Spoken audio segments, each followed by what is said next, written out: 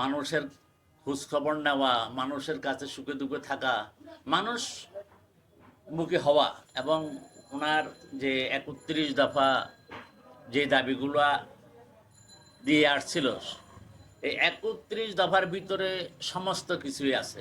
মানুষের পাশে যাওয়া, বিনোদন, খেলাধুলা, ভালো কাজ করা, সংবিধান হইতে সব কিছু ওই ৩১ দফাতে আছে। তো আমরা চাই যে যেহেতু অতীত এই ১৭ বছর যে নির্যাতন, অবহেলিত কষ্ট, মামলা মোকদ্দমায় আমরা অনেক ঝামেলায় ছিলাম, বাড়িঘরও আসতে পারি নাই, ব্যবসা প্রতিষ্ঠানও ব্যবসা বাণিজ্য করতে পারি নাই।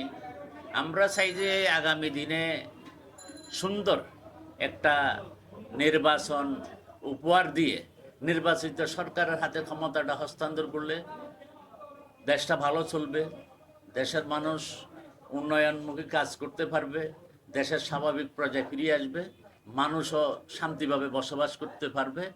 এখন দেশে যে অবস্থা হয়েছে, এই সরকার তো আইন শৃঙ্খলা কন্ট্রোল করতে পারে নাই।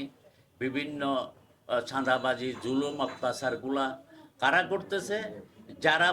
যারা এখন বর্তমানে ক্ষমতায় নাই, যারা ক্ষমতায় ছিল এখন নাই, তারাই কিন্তু এখন এই কার্যকলাপগুলো চালাইতেছে। চালাই। এর ফাঁকে দিয়ে আবার ওই মৌসুম্ব বলতে কিছু বুঝি নাই। মৌসুম্ব বলতে এই যে ছাত্র সংগঠন যারা বলে, ছাত্ররা বলতে এরা আমরা মনে করি যে জামাত শিবির। ওদের ইন্ধনে বিভিন্ন সমস্যা, বিভিন্ন ঝামেলা সৃষ্টি হচ্ছে। ওরা চাচ্ছে যে কোনো প্রকারে দেশ থেকে নির্বাচনটা আরও বিলম্ব করে যত দেরি করতে পারে তাদের লাভ হবে। কিন্তু নির্বাচনটা যত দেরি করতে যাবে তাদের লাভ হবে, ওটার দিকে দেখতে গেলে কিন্তু দেশের মানুষের ক্ষতি হচ্ছে। কারণ এই মুহূর্তে একটা নির্বাচিত সরকার অতি প্রয়োজন। যেহেতু আজকে 14 রমজান চলে গেছে, বাকি রমজান যেটা যে আছে, অঘটনগুলো আরও বেশি বৃদ্ধি পাবে। এই জন্য আমাদের দেশনায়ক তারেক জিয়ার পক্ষ থেকে যেহেতু আমাদেরকে কড়া নির্দেশনা দিয়েছেন যে যেখানে চাঁদাবাজি, সন্ত্রাসী কার্যকলাপ হবে সেটা প্রতিহত করার জন্য, তাই আগামী দিনটা যে যেন এই ধরনের কার্যকলাপ যেখানে হয়, আমরা যে বিএনপির পরিবারের মেম্বার যারা আছি সবাই একত্র হয়ে ওই নৈরাজ্যের প্রতিবাদ করাই আমাদের উত্তম।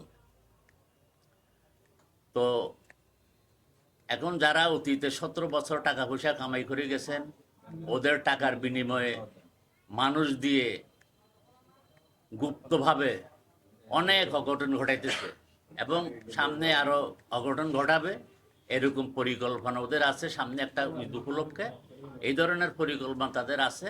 তাই আমরা সবাই সজাগ আছি এবং সজাগ থাকব যেন ঈদে এই ধরনের ছাদাবাজি, নিরাজ্য, সন্ত্রাস কোনো অঘটন ঘটাইতে না পারে। আসসালামু আলাইকুম প্রিয় দেশবাসী,